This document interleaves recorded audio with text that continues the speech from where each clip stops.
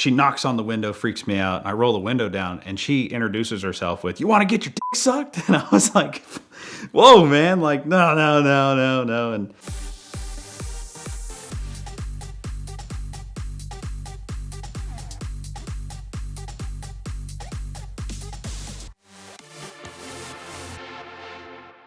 so I had a 1997 C1500 pickup truck that was lowered. Actually, the story of getting it is pretty funny as well. So I drove all the way to, I think it was a small town past Joplin, I don't remember the town name, to look at a different truck, which I had been lied to about what it was naturally.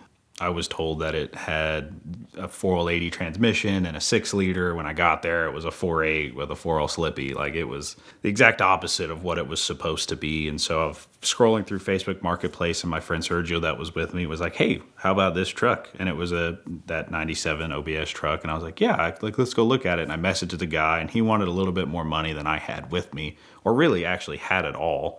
And, you know, I just hit him with the, "Hey man, I have 6,000 cash. This is all the money I have to my name. Like, if you'll take this, I'll drive it home today."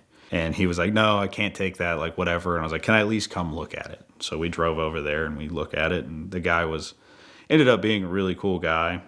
And of course, his mind changed when he held $6,000 instead of 7 or 8 or whatever he wanted.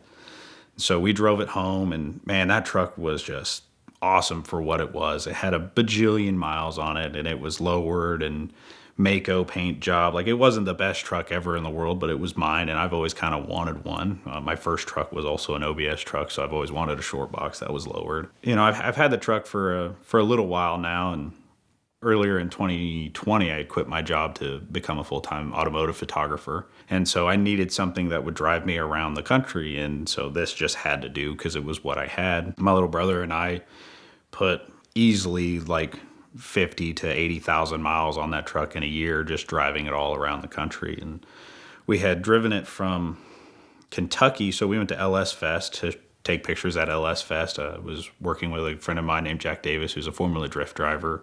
I was his media guy at the time. And so we did the LS Fest fun festivities that you do, and then drove the truck from Kentucky to Utah for Formula Drift Round 4, and we didn't do well. The car that we were working with was a brand new car, and it had a slew of brand new car issues. And so we were like, well, what can we do to appease sponsors at this point? And so we drove to the Salt Flats because we were going to shoot a video. And that particular year, it had rained for, I don't know, a week straight. And if at the Salt Flats, like, it looks like it's dry, even though it's got standing water on it. And so we had driven around a whole bunch trying to find a good spot. We ended up filming another video up on top of a mountain overlooking the Salt Flats. But we went back down and we were like, this part looks dry. Like, there was dude riding around on a 4-wheeler and it was kicking up dust. And I was like, okay, so I'll bring the truck down there to see, like, if we can actually drive it down. And so I get down there and we drive maybe a mile out into the Salt Flats, where it quickly turns into not very dry and very wet standing water. And the truck being as low as it was, as soon as it started like sinking a little bit, the frame wheel was probably only 2-3 inches off the ground. So as soon as it started sinking, like, I buried the truck like frame rails deep, and we were just miles out in the middle of the Salt Flats, just stuck. There was nothing we could do. And we sat out there and we contemplated. We actually started walking back. We were probably out there for an hour and a half, maybe even 2 hours, just contemplating what to do. We tried to push it. We tried to pull it. We did everything that we could feasibly think to do. And out of nowhere, this guy in like a 3rd-gen Hemi, like, Dodge truck comes up, and he does a 4-wheel drive donut around us, and then pops out, and he's like, "Hey, I heard you," he was a Canadian guy. He's like, "Hey, I had a feeling like you guys were stuck out here, so I decided to come out and, check and see." And I was like, "Dude, you're like my savior right now." And so we hooked the truck up, and of course we're starting to pull it out, and mud and silt and sand and salt is getting everywhere, and all of our luggage is in the back of the truck, and it's all covered and disgusting. And he ends up pulling us out. That guy ended up being a really, really cool dude. We ended up taking him to dinner. I paid him obviously for the tow, even though he didn't really care to get paid for the tow. And Ended up being a really awesome dude that just had a hunch that we were stuck out in the middle of the salt flats. And then we made the rest of the trip back home from there. But yeah, we drove that truck a ton all across the country and really didn't have a whole lot of issues with it. There was a dent in the bedside, actually. I was going to, I believe it was South Carolina for an event at Shady Side Dragway, which is like a outlaw 8th mile track. Like, their tech is like, if you're willing to die in this, like, sign here.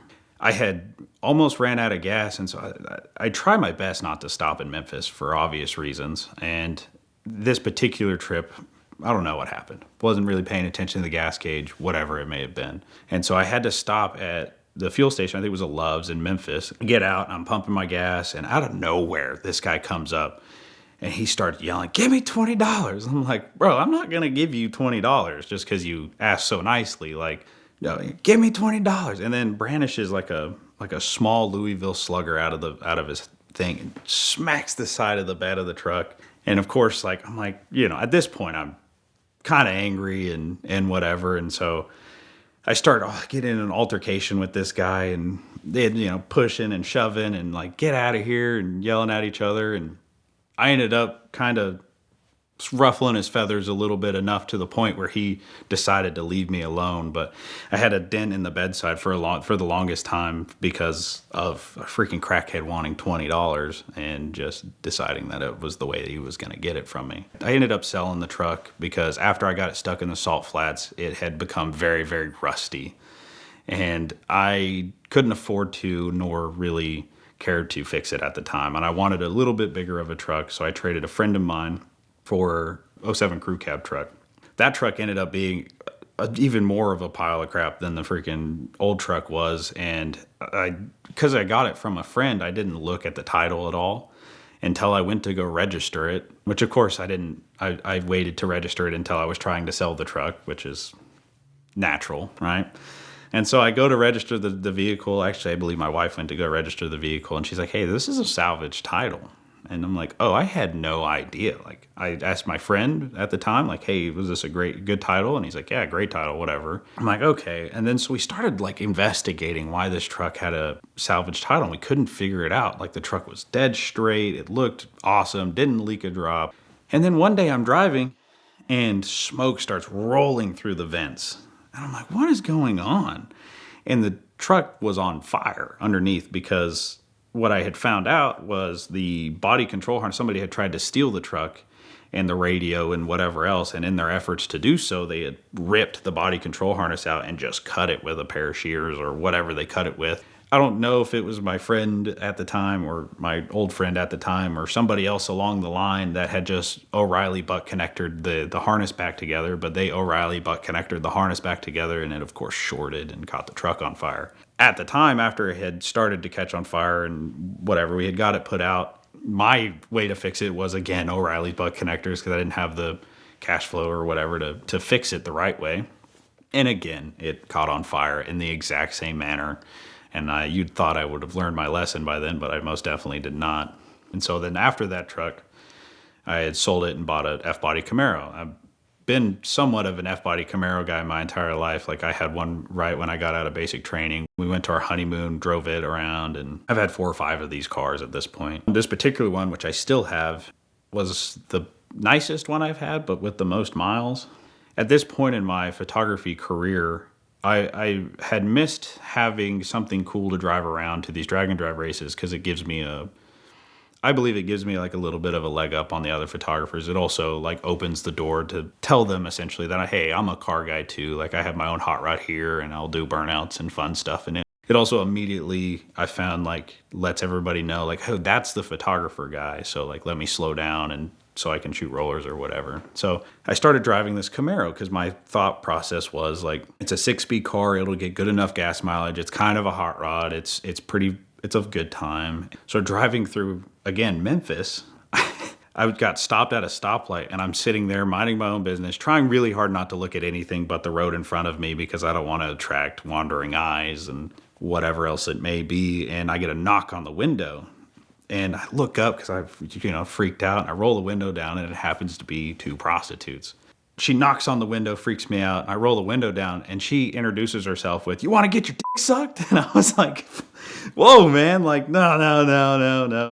I actually ended up sleeping in that Camaro for a few different trips, like just being what it is and like starting your business from nothing. And I drove that car everywhere, and I couldn't necessarily afford hotel rooms or anything like that. So I would stop in like truck stops or whatever, and I would sleep in it all the time, and we would take it to different events and sleep in it there. And just not a comfortable place to sleep by any stretch of the imagination. And I've had a few different times where I would be sleeping in it and people would be peeping and try to break into it or whatever, and they were met with a grumpy, sleepy guy that you had just woken him up from his nap. But that car has been through a lot. I think I put something like 40,000 miles on it last year, driving it all around the country, taking it to different races and different type of car events.